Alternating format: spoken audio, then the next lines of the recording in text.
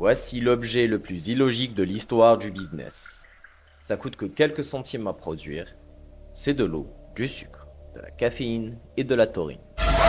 Au début, les études de marché disaient que le goût était horrible, le prix trop élevé et le logo ringard. Logiquement, cette entreprise aurait dû faire faillite en 6 mois. Pourtant, aujourd'hui, ils vendent 12 milliards de canettes par an. Ils possèdent des écuries de F1, des clubs de foot, ils envoient même des hommes dans l'espace. Comment font-ils? Ils n'ont pas construit une marque de boisson, ils ont construit une machine de guerre psychologique.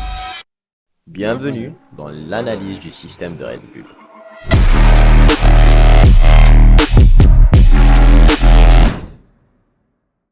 Pour comprendre le génie, il faut revenir à la base. Dietrich Mateschitz, le fondateur, est autrichien.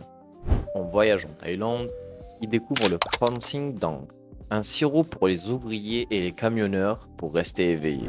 N'importe quel entrepreneur normal aurait importé la boisson et l'aurait vendue beaucoup moins cher que le Coca-Cola pour être compétitif justement. Mais Mateschitz a fait totalement l'inverse. Il a appliqué ce qu'on appelle la psychologie de la valeur perçue. Il a réduit la taille de la canette, il l'a rendue fine comme une batterie et surtout, il a multiplié le prix par 4. Et croyez-moi, c'est un hack psychologique très brillant. Pourquoi? Parce que si c'est pas cher, c'est du soda, mais par contre, quand c'est cher et c'est petit, c'est un médicament. C'est de l'énergie concentrée. Et ben dans ce cas précis, il n'a pas vendu le goût, il a vendu la fonction de la boisson.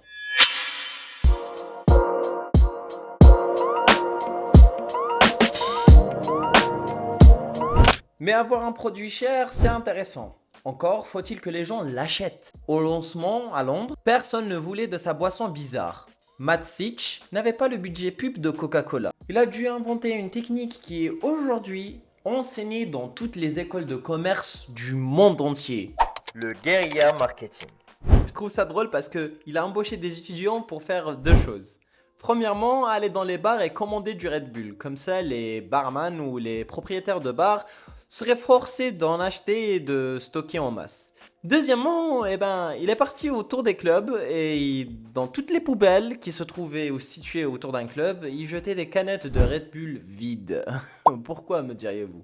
Imagine avec moi l'impact. Tu sors d'une boîte. Tu remarques que dans toutes les poubelles que tu croises, il y a des canettes de Red Bull qui sont vides.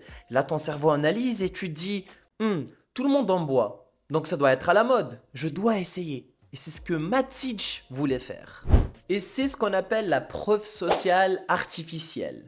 Il a hacké la réalité pour créer une envie, une tendance qui n'existe même pas.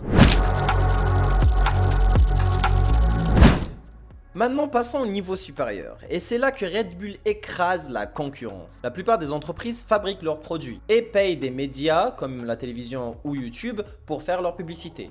Mais ce n'est pas ce que Red Bull fait. Elle fait totalement l'inverse. Red Bull ne fabrique même pas sa propre boisson, car selon les archives, la fabrication elle est sous-traitée. Red Bull par contre est responsable de tous les médias qui sont autour de Red Bull. Red Bull est techniquement une maison de médias qui vend de l'eau sucrée pour financer ses tournages.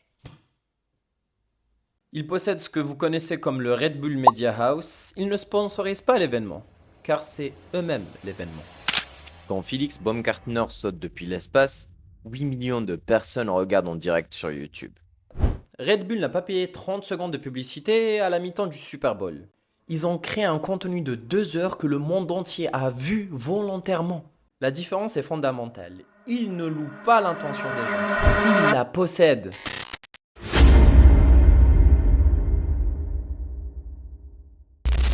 Regardez le sport. Les autres marques généralement collent leur logo sur le maillot d'un joueur. Red Bull, eux, achètent toute l'équipe.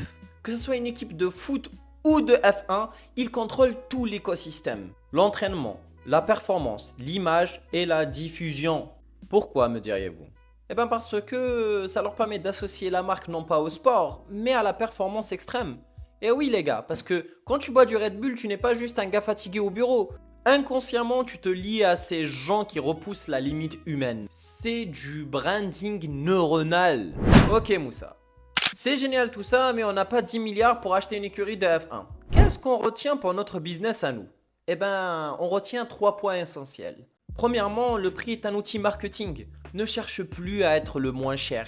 Cherche plutôt à être perçu comme le meilleur dans le domaine. Deuxièmement, l'image avant le produit. Car oui, dans n'importe quel type de business ou de commerce, c'est toujours l'histoire que vous racontez qui vend. Troisièmement, et je pense que c'est le point le plus important, devenez votre propre média.